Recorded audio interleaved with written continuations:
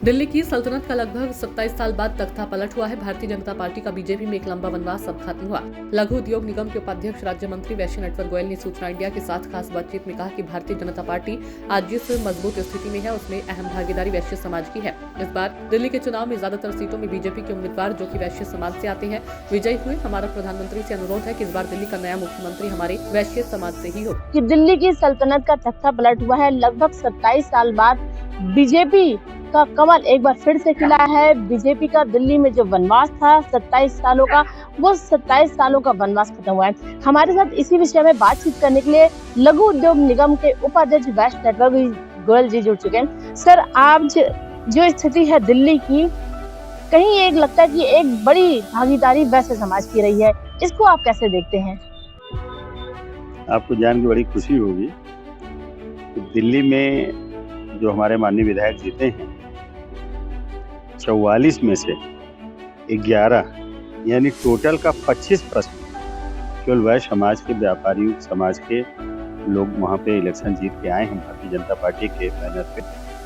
और इसके लिए हम लोग कहीं न कहीं राष्ट्रीय नेतृत्व को पहले धन्यवाद देते हैं कि उन्होंने वैश्य समाज पे एक विश्वास जताया। वैसे भी आप जानते हैं कि भारतीय जनता पार्टी व्यापारियों की ही पार्टी कही जाती है, वैश्य समाज की पार्टी कही जाती है। और शुरू से लेकर आज तक भारतीय जनता पार्टी सबसे बड़ा अगर कोई सपोर्टर है तो वो वैश्य समाज के लोग हैं, बनिया समाज के लोग हैं, व्यापारी समाज के लोग हैं।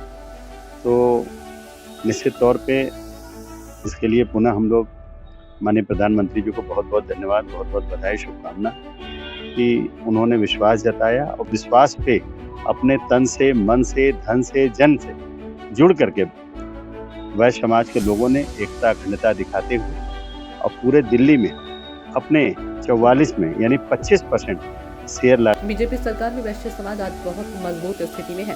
लोगों को अपने व्यापार के विस्तार के लिए सरकार से काफी सहयोग मिलता है। न दंगाइयों का डर है और न ही गुंडे माफियाओं का राज। व्यापारी स्वतंत्र होकर अपना व्यापार कर रही है। ज्यादा बातचीत करने के लिए आइए सीधे जुड़ते हैं राज्य मंत्री वैश्य नटवर से। सर, भारतीय जनता पार्टी जिस तरह से देखा गया है आज जिस मजबूत स्थिति में है, उसमें कहीं ना कहीं योगदान वैश्य का रहा है, या यूँ कहूँ आप खुद एक वैश्य समाज से आते हैं। इस पर आप क्या कहना चाहेंगे कि दिल्ली की सत्ता पर जिस तरह से आप मुख्यमंत्री का एक नया चेहरा होगा, क्या लगता है?